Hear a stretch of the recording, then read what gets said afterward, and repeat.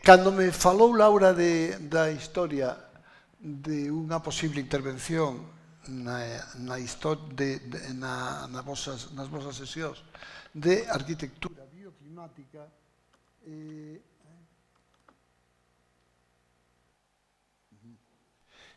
ocurriuseme que en Galicia temos un dos millores exemplos de arquitectura bioclimática que pode existir dentro do mundo da arquitectura popular.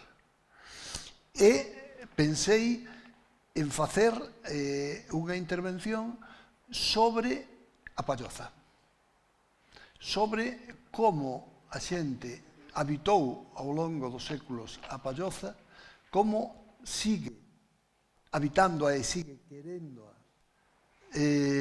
como un espacio propio. Entón decidín que poderíamos falar de que está pasando en este momento con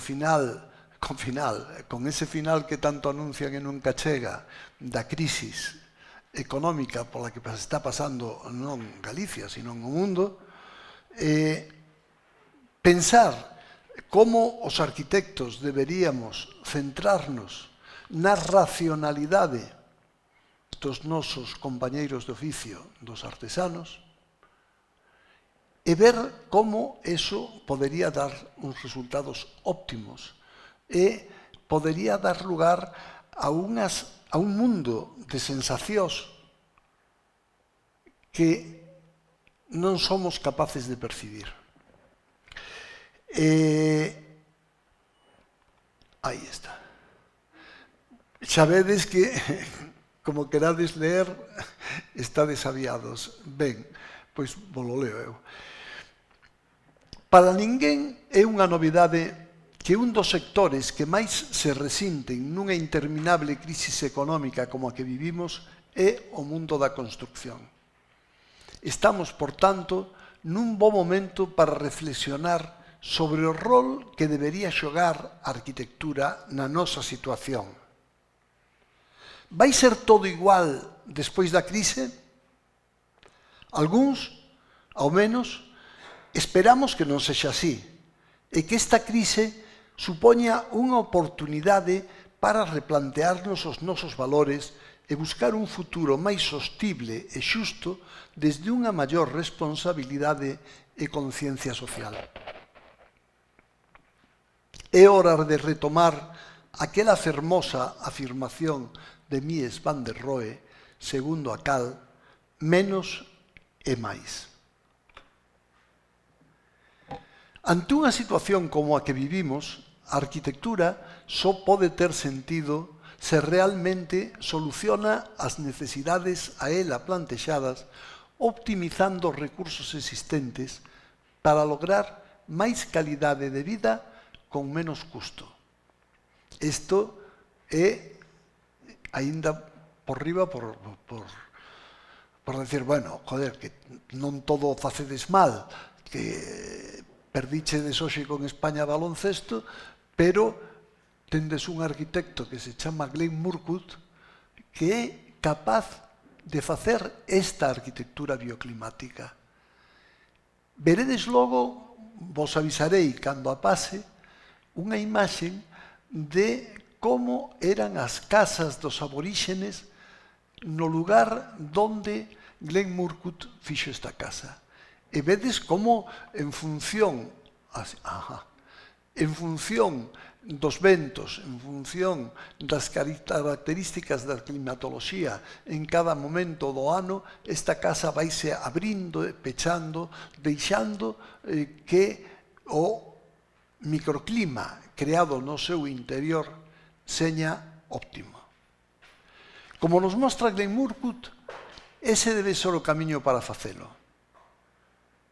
Lograr máis calidade de vida con menos custo. Podería resultar de grande utilidade volver os nosos ollos ás humildes arquitecturas que durante moitos séculos construíron os nosos compañeiros de oficio, os artesáns, aprendendo deles racionais plantexamentos que nos levan a un reencontro entre a arquitectura e a sociedade, agora máis que nunca necesario. Bueno, eu podería contarvos, eu encontreime hai media hora con Begoña e decía, pois había, eu que sei, décadas que non nos víamos, casi medio século. Pero me dixeron que ti xa non traballabas en cousas de arquitectura popular. Dixen, bueno, pois que te informouche mal, porque logo empecé a pensar e dixen, bueno, pero eu, despois de facer os meus libros de arquitectura popular, fixen un libro sobre a relación entre Le Corbusier e a arquitectura popular.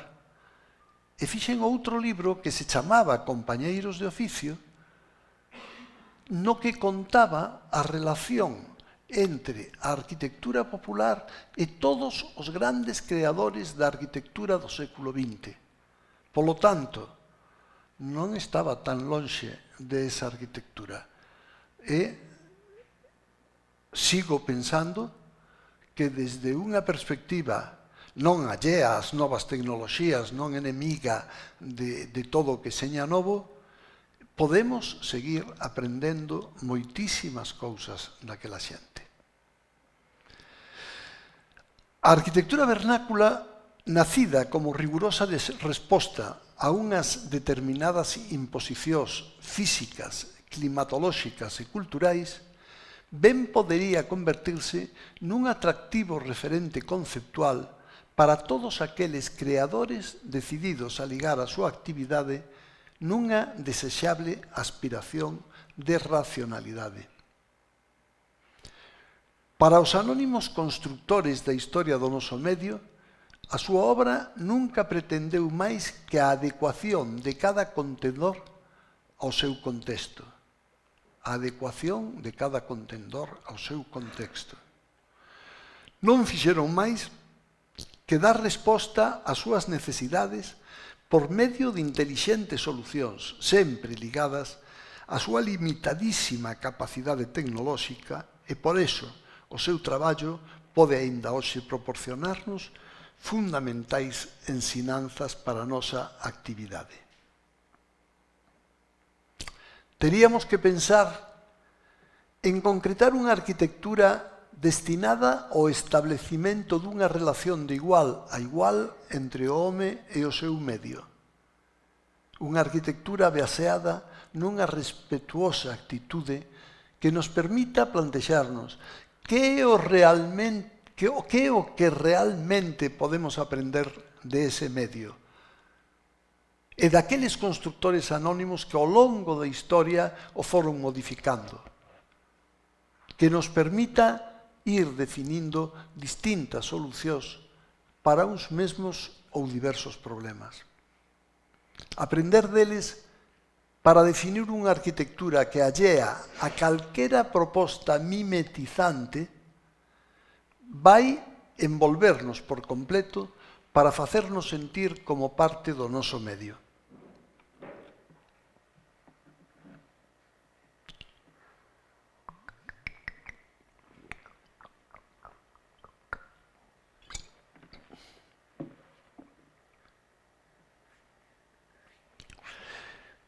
O profundo coñecemento das características de cada material e a rigurosa precisión no seu uso que uns anónimos mestres de obras aportaron ao noso patrimonio edificado constituye unha das máis importantes aprendizaxes que os arquitectos contemporáneos podemos extraer das súas construccións. É esta unha afirmación que non pretende, por suposto, expresar distanciamento ningún coas máis avanzadas tecnoloxías. Reflexionando sobre o traballo dos vellos artesáns, aspira simplemente a recordar a posibilidade de utilizar, como eles fixeron, os materiais e as prácticas constructivas ao seu alcance coa máis rigurosa actitude. O clima, dixo, por exemplo, Amos Rapoport, ten grandes efectos nas construccións que o home pode desexar crear para si mismo. Isto ten que esperarse en condicións dunha débil tecnoloxía e duns sistemas limitados de control ambiental nos que o home, non podendo dominar a natureza, ten que adaptarse a ela. Xa seña un clima tan frío como é o dos nosos Ancares, o seña un clima tan duro no sentido contrario pois de todo o norte, todo o Magreb, todo o norte de África. Fixádevos, recordades a arquitectura de Glen Murcutt que vos enseñei antes. Glen Murcutt fixo esa arquitectura basándose no que foi a arquitectura dos aboríxenes daquela zona. Sustituiu toda a cuberta e os laterais de palla por tableiros contrachapados, pero o espacio aberto debaixo da construcción que aílle perfectamente a zona habitada do chan, ali quedou, e ali quedaron toda unha serie de espacios que poden abrirse e pecharse para que as condicións de vida señan as óptimas en cada momento do ano. Se temos que creer aos grandes mestres da arquitectura contemporánea, moitos son os aspectos presentes nas construccións vernáculas cun permanente interés para todo creador preocupado no culto progreso da súa obra. Pero un de entre eles ten sido obxecto das máis seductoras reflexións, o das súas cualidades como edificacións sostibles. Imos a falar da palloza como vivenda ancestral e como exemplo de bioconstrucción. A palloza é, sin dúbida, unha das máis primitivas construccións aínda vivas na cultura occidental, no continente europeo. A palloza inicialmente foi un resultado da ampliación do espacio interior das construccións dos castros que se acabou convertindo nunha construcción distinta. As características fundamentales da palloza veñen dadas polo lugar onde foron construídas. Un lugar onde hoxe neva moito menos, porque agora xa non neva casi. É dicir, agora falas con alguén dos Ancares, din, non sabemos que pasou, pero agora non neva.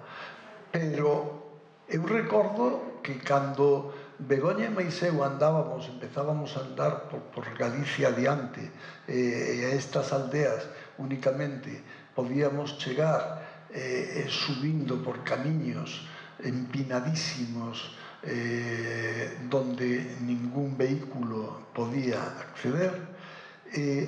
Estas construccións aínda estaban todas habitadas. En aquela época aínda había anos en que os propietarios, os habitantes das pallozas, tiñan que vivir pechados en elas, rodeados pola neve, durante 3 ou 4 meses ao ano. Vexo que vou cojonudamente, porque están aquí, todo o que estou dicindo xa o vexo aquí.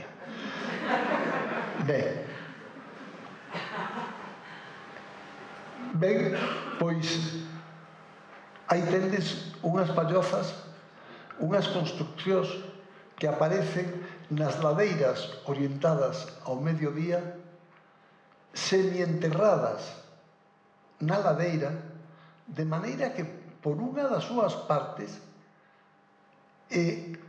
as paredes verticales que as sustentan prácticamente desaparecen ou desaparecen. Parecen como ás veces, vistas desde lonxe, parecen como montes de colmo que se hubieran deixado ali por alguna razón.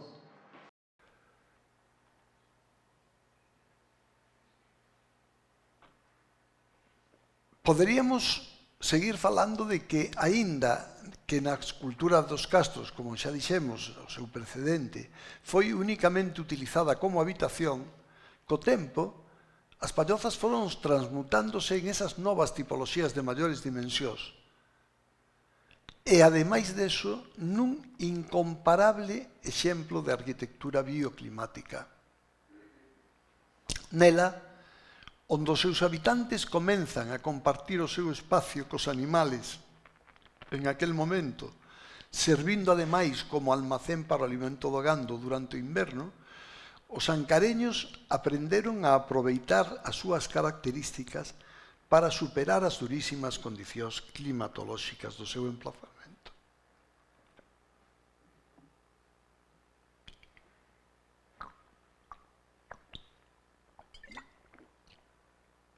As pallozas son, pois, a consecuencia dun moi precario xeito de vida vixente para os habitantes destas frías montañas galegas durante todo un feixe de séculos. Foi o xeito material de adaptación dunha sociedade a un durísimo clima e unha economía de subsistencia. Unha produción na que o paso dunha economía comunal a outra individualizada produciría transformacións estructurais na forma e distribución dos distintos espazos construídos. A palloza remítenos, con todo, a unha cultura constructiva propia dos tempos prerromanos, que se mantivo até hoxe escondida entre as montañas e debería ser considerada como parte fundamental da máis primitiva cultura europea. Vexamos como se construían estas pallozas. Aquí temos unha palloza na que se levantaron xa os seus muros, uns muros que pola parte inferior poden chegar a ter 2 metros e pouco, e pola parte interior poden casi non ter nada. Vamos a ver.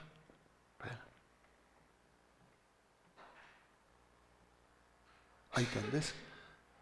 Vedes os muros. Se a parte superior do muro é esta, e as líneas da topografía veñen por aquí, vemos que a mitade do muro está enterrado. Polo tanto,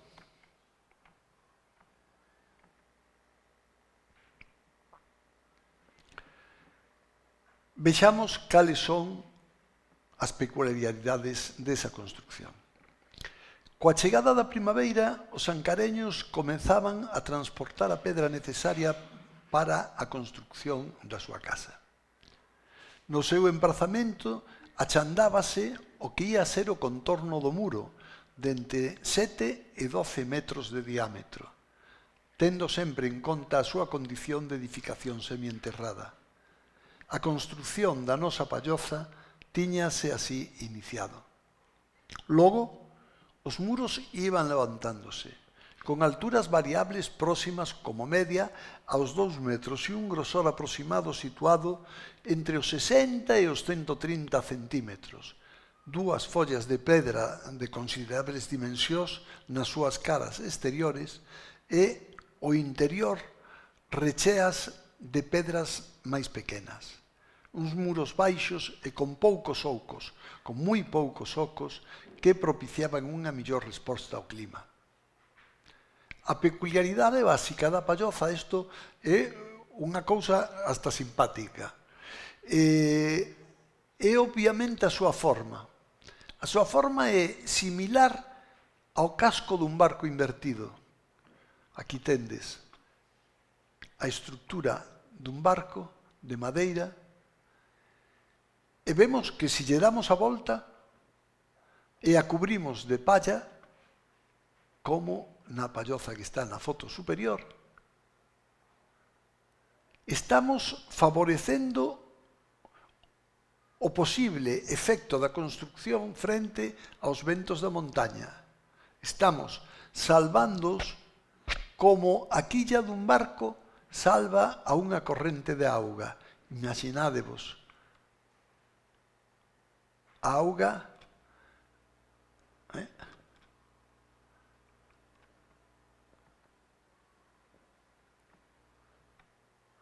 imaginádevos a auga que fora o vento e que pasara e veríamos que ese vento que chega aquí vai xirar ao redor da palloza sin afectar a súa estructura.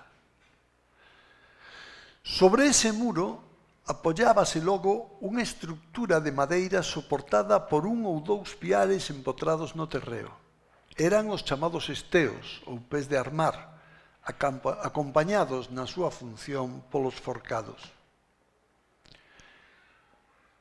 Xunto a ela, a segunda é a gran pendente das súas cubertas, que evita que a neve e a auga se estanquen e sobrecarguen o peso do teitume, eliminando así calquera peligro de afundamento. Con eses fins, unha complexa estructura que ata ao muro con unha grosa trave horizontal soportará a capa de colmo que haberá de cubrila. Unha estrutura na que entre o muro e o cumio se sitúan as tercias, outras pezas que sirven de base a estructura secundaria, a elas atadas con vincallos, sobre as que se vai a apoiar a latiza. Finalmente, chegamos ao remate da palloza, noutro tempo chamada tamén teito, unha denominación que ven sen dúbida do término pallaza, como referencia á súa cuberta de palla de centeo, o colmo, que tamén daría a estas aceitumes a denominación de colmados. O centeo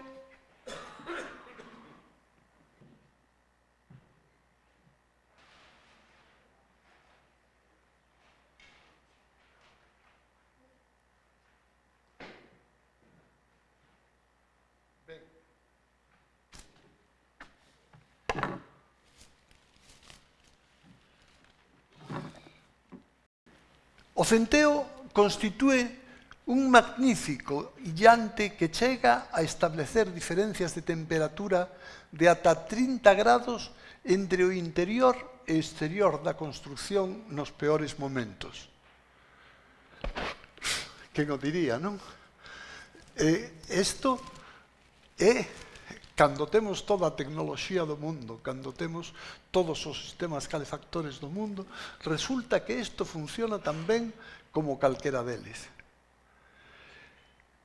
É un cereal da familia das gramíneas que históricamente, as primeiras referencias sobre o seu cultivo remóntanse ao Paleolítico, foi cultivalo polo seu gran, utilizado para facer fariña e o seu uso como planta forraxeira. Ten aproximadamente uns 60 centímetros de tallo e florece co final da primavera e a chegada do verán. O centeo, recollido na sega, chega a eira días despois para a súa malla. Entón comeza a limpeza e a extracción do grao, desaparece todo o que temos por aí arriba, e a preparación do colmo coa axuda de todos os veciños. Logo, os teitadores poderán comenzar o seu traballo. A palla colles embrazadas como estas, é dicir, a palla que un home pode coller cos seus brazos, é mollada para darlle elasticidade e logo vaise colocando sobre as ripias. O teitador colle unha manchea e ata de maneira que a espiga quede cara arriba e o corte cara abaixo. De maneira que como en riba delas Isto se vai facendo de 40 en 40 centímetros. Colócase a próxima capa cubrindo os 40 centímetros primeiro imos cubrir todo o que é o grao, todo o que é a parte que non nos interesa que quede en contacto co exterior para que funcione frente ao clima, e na parte de abaixo, que é o que vai quedar ao aire, deixa, así, xa vai quedar o corte definitivo. Ben,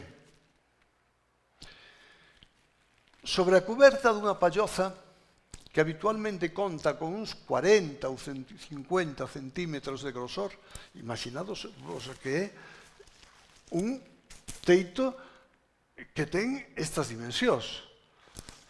É tremendo eso. Estes teitadores atan a palla ás ripias, golpeándoa para conseguir unha compacta e continua solución. Cunha paleta duns 80 centímetros, esta paleta, vaise, chamanlle a espadela, o teitador golpea a palla polo corte co fin de que asente e tome inclinación do teito.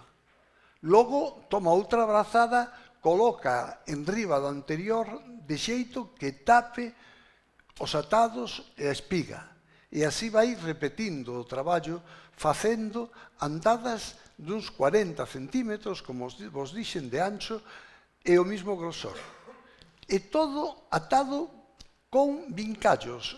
Os vincallos non son máis que unha especie de cordas feitas con palla de centeo. É dicir, esa é a tremenda tecnoloxía que permitiu que a palloza chegase ao século XXI. Así, pouco a pouco, o teito vai tomando forma ata cubrir a totalidade da palloza. Cando rematan un treito, volven a comenzar co seguinte ata facer desaparecer o esqueleto da estructura. Teñen construído un fermoso teito que ben podería durar ata uns 20 anos. 20 anos que, pese ao efecto dun fume interior que sempre actuou como bactericida prolongando a vida útil do colmo, xa estamos falando de arquitectura bioclimática, o fume da lareira e do forno é o que permite que os insectos non destruyan a cuberta da construcción. Sempre é a natureza quen está dando as solucións para os problemas que unha construcción pode ofrecernos.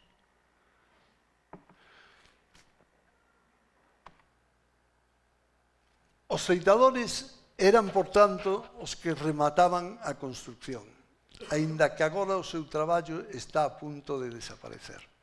Despois de todo, unha das razóns da decadencia e ruína das pallozas está na case imposible obtención de palla na cantidade e condicións necesarias para ser utilizada. Os ancareños abandonaron hai moito tempo o cultivo do centeo, e para unha cuberta dun tamaño medio necesítase aproximadamente sementar unha hectárea de terra. Lóxicamente era algo ao que eles non podían facer frente. Ben, entón, poderíamos decir, bueno, como se vive dentro de esas pallozas? Como se vive na penumbra duns primitivos contendores como eses? Baixo a enorme cuberta vegetal descrita, no inmenso ámbito de escuridade por ela xerada, imaginadevos que temos 12 metros, que temos unha cuberta da altura desta sala e que non temos oco ningún. Aquelo é, pero vamos, é negro, negro como unha cova, pero unha cova con moi pouca luz. Pero eso é o que hai, pero que é necesario para que o frío non poda... Ahora vamos a ver o que decía un veciño dos Ancares sobre o tema. Pois en ese espacio, cada noite volve a xuntarse toda a familia. Fixádemos que preciosidade. Se isto o pon un artista contemporáneo en calquera centro do mundo, a xente quedaría sorprendida da expresividade, da beleza desta figura. Sin embargo, son petadores que, como os tiradores, como todo o que ten de ferro unha construcción deste tipo, foron comprados aos maragatos que, como arrieiros, entraban polos Ancares en Galicia coas súas reatas de mulas para vender os seus produtos e comprar cousas que logo venderían outra vez eles por toda Castilla. Pois, por esas portas, con eses petadores, entramos en un oscuro refuxio. Pero non deixedes de disfrutar da imaxen de este Cristo con esa cara que parece ET. Claro, isto é unha cousa que sí habería que comentar.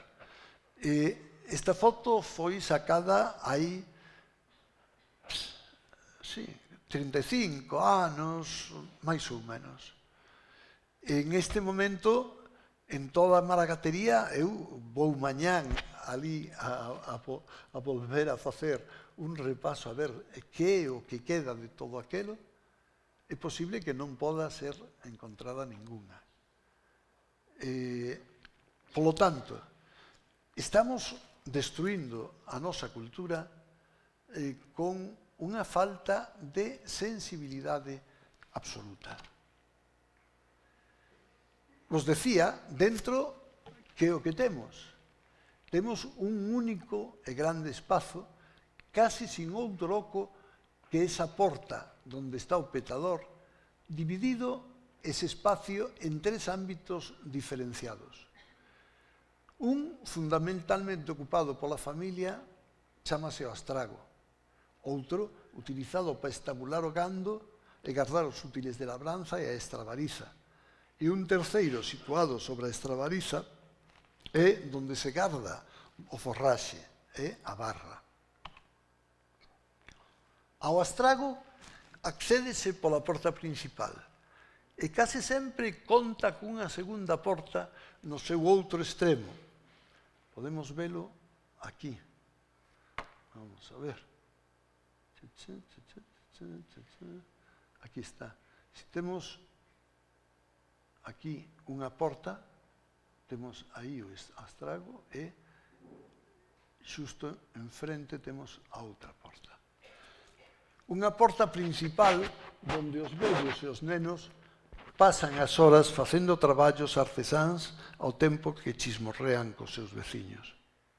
O astrago é o espacio central desa arquitectura e para cumplir a súa función nunha arquitectura bioclimática está limitado por 2 fundamentais fontes de calor, a lareira e o forno, unha ou 2 cámaras e un variado número de riqueixos compartimentos para guardar o gando menor. O seu... Deixadme poñer isto aquí. Opa. Así, xa mollamos, xa non ten máis problema.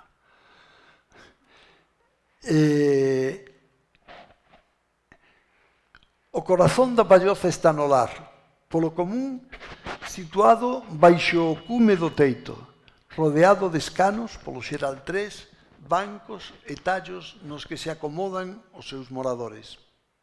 Alí reuníanse nas longas noites do inverno familia e veciños para deixar pasar as horas contando contos ou falando dos últimos sucesos da comunidade. A Palloza é, pois, un escuro lugar ennegrecido polo fume no que ás veces só o lume do lar achega un leve resplandor na escuridade.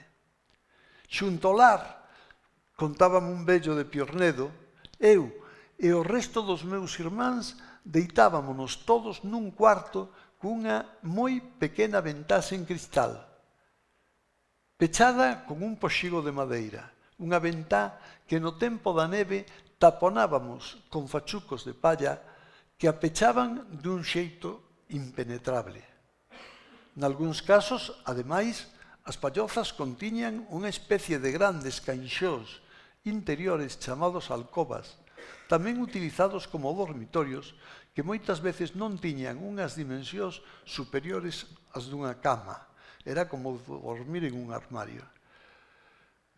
Sobre as alcobas, o astrago prolóngase finalmente cunha plataforma de cobre. Estamos ampliando un pouco a información que sinteticei con aquel dibuixo.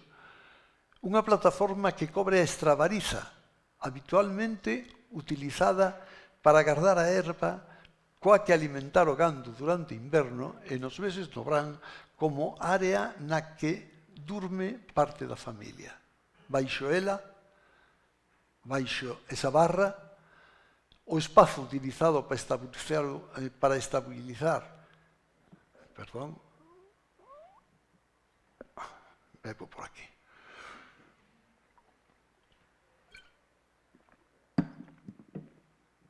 O espacio utilizado para estabular o gando maior, vacas, cabalos e ás veces os porcos, e guardar os útiles de labranza, aproveitando a diferencia dos niveis do emprazamento, é a estravariza. Unha estravariza que sempre localizada a un nivel inferior ao espacio familiar xoga, ademais do seu papel como contendor, unha función fundamental nesa palloza bioclimática: o aproveitamento do calor animal como un elemental sistema calefactor. Fixadevos todas as cousas que estamos vendo. Edificacións semienterradas, orientadas ao mediodía, cubertas por unha cuberta de 40, de 50 centímetros de centeo, sin ningún tipo de ocos, ou con uns mínimos ocos que permite que o calor que producen un o lar, outro o forno e outro o propio gando poda quedar metido en esa cuberta e conservar o calor ali, mentras fora é imposible, a vida é imposible, non?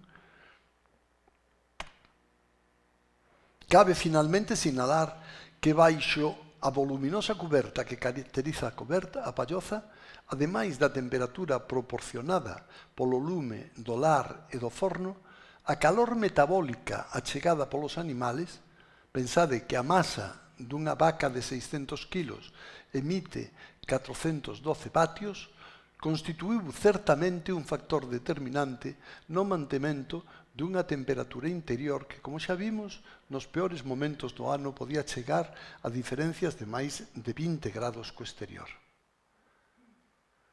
Esa poderíamos pensar que duro é vivir en esa arquitectura. Sin embargo, vivir nunha palloza durante un tempo é un viaxe a un mundo de sensacións nunha arquitectura sostible que resulta inolvidable para quen o teña experimentado.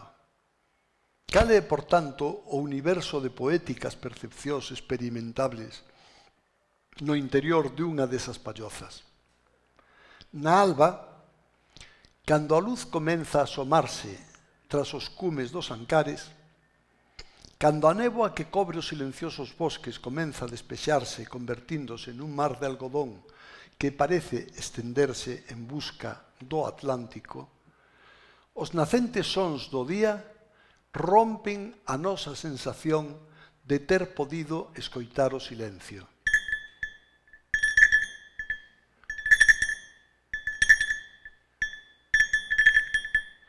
Desde o fondo da oscuridade da palloza, os chocallos soan en medio da nada, mentras as vacas baixan perdéndose na calixe que difumina as formas da paisaxe. Baixan camiño dos prados nos que pacerán até a chegada a noite. No interior da palloza, alguén empeza entonces a moverse na escuridade. Escóitase o rumor dos vasos. Renxe un gonzo mentras ao abrirse a porta superior, a parte superior da porta, as primeiras rayolas de sol rompen a negrura da noite e o pó parece flotar na súa luz. Unha luz que vai apoderándose pouco a pouco do interior. A completa opacidade que tiñamos parece inundarse dunha flácil claridade mentres o gato empeza a expelirse. Ao tempo, alguén aviva o lume para comenzar a preparar o almorzo. A vivenda empeza a recuperar a vida. Os nenos escapan á eira, desexosos de encontrarse de novo coa luz e cos seus compañeiros de aventuras. E o fan desde unha atmósfera que lentamente se vai enchendo de fume entre as impresións dos ancestrais olores. O olor a erva seca, o olor a gando, o olor a estrume, o fume, para sempre ligados ás súas vidas. Os cans durmen entre apagados ronquidos e as galiñas, xunto á porta, petiscan no chan. Pausadamente, comenzan a escoitarse voces no exterior. No momento por min vivido, mentras a neve se resiste a desaparecer no mustallar, desde a porta do meu refuxio, a paisaxe do Orán caracterízase polas cores douradas do centeo e as verdes campas do gando. Ten chegado o tempo de gañar a erva. Terminado o día, cando a tarde baixa avanzada, no fondo do val, homes e mulleres apresúranse na recollida dunha erva que enche de olor as terras baixas. Ten chegado o momento de recollerse e, de novo, podemos escoitar o canto dos carros camiño da aldea. Os chocallos volven a estar presentes na vida dos ancareños. Mentras, aquelas vacas que nos anunciaron a chegada dun novo día inician de novo o camiño á súa estravariza. Cae o día e a natureza recupera de novo o seu silencio. Agora, no solpor, as montañas tínguense cunha luz dourada que pouco a pouco vai esvaecéndose na escuridade. En tanto que en cada palloza empeza outra vez a brillar o lume do lar, a bóveda do firmamento vai enchéndose con un universo de estrelas. Non será, sin embargo, ata a chegada do inverno cando os nosos teitos nos mostren as súas auténticas condicións como arquitectura bioclimática. Cun tempo oceánico de montaña, con invernos moi fríos e unha pluviometría directamente marcada polos húmidos ventos do Atlántico, os Ancares sempre se caracterizaron por pasar períodos cunhas baixísimas temperaturas que ás veces chegaron a illar aos seus habitantes. Aquí vemos o que antes vos decía, como se sitúan os grupos de pallozas sobre a ladeira, xenerando un hábitat perfectamente adaptado ao terreo. E sendo, como vimos, a súa masa térmica o resultado de que parte da súa estrutura estivera afundida no emprazamento.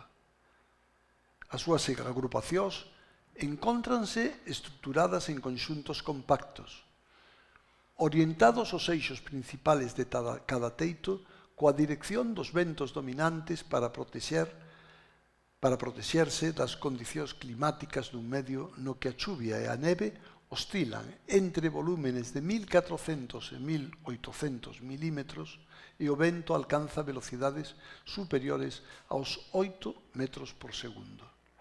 Cada unha das células do conxunto aparece aillada do resto en irregulares parcelas de caprichoso trazado. Nelas, a organización espacial establécese cara ao interior da agrupación, cara a estos espacios, buscando dispoñer de ámbitos nos que realizar unha ou outra labor agrícola ou gandeira protegidos polo vento das distintas construccións. A palloza convírtese así nunha inigualable solución bioclimática, gracias á elección dos materiales utilizados e mediante a súa localización topográfica. Pese a todo, en Moreira fálannos de que, tendo en conta que o único sistema para levar un enfermo médico a máis de 20 km de distancia era o cabalo, en ocasións cunha capa de neve de máis dun metro, tiveron que renunciar a esa asistencia por resultar irrealizable o traslado. Outro vello veciño de Piornedo recordábamos como en situacións como a referida chegaron a ter que enterrar na neve envolto nunha manta o cadáver dun familiar. Era o seu modo de mantelo mentras que a neve non ía desaparecendo e se daban as condicións para poder chegar ao Camposanto. A elección da orientación, a protección, o illamento, a inercia térmica, o emprego de materiales adecuados son os aspectos especiais para cada conxunto adaptados ás súas necesidades. Móstranos, pois, o mellor xeito de obter un rendemento óptimo dos concursos bioclimáticos ao noso alcance mediante solucións constructivas elementais. E falábamos antes dese universo sensorial e poético que podemos vivir dentro dunha palloza, dentro dunha construcción tan primitiva e tan lonxana das novas tecnoloxías. Ata aquí temos visto como, ao longo dos séculos, as condicións de vida dos habitantes dos Ancares foron sempre difíciles, co clima como principal enemigo. Mais, con todo, as solucións por eles dadas ás súas vivendas chegan a ofrecernos uns espacios que poden resultar entrañables para os seus habitantes por medio dun cálido uso dos materiales e enerxías ao seu alcance. Por exemplo, o uso da textura deses materiales, como a pedra, o colmo, a madeira, convertida, ademais, nun mobiliario con moitos anos de vida, pulida por 1.000.000 de usos até a proporcionar unha agradable sensación táctil. Os sons, os pasos sobre o piso da barra, os bramidos das vacas, os ladidos dos cans, o cacarexo das galiñas, que acompañaban perfectamente a vida da súa xente.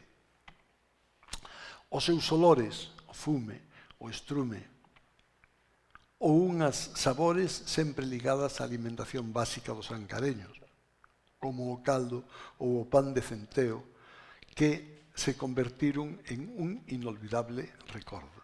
Nelas, cando tratamos de recrear unha paisaxe emocional e o seu recordo, sentimos que é moito, moitísimo o que queda por expresar encanto a unha inmensa e única experiencia para o mundo dos sentidos. A palloza e o seu universo de penumbras, tense convertido, para os que en algunha ocasión tivemos ocasión de habitalas, nunha experiencia que xa nunca esqueceremos. O home relaciónase así co seu medio, facendo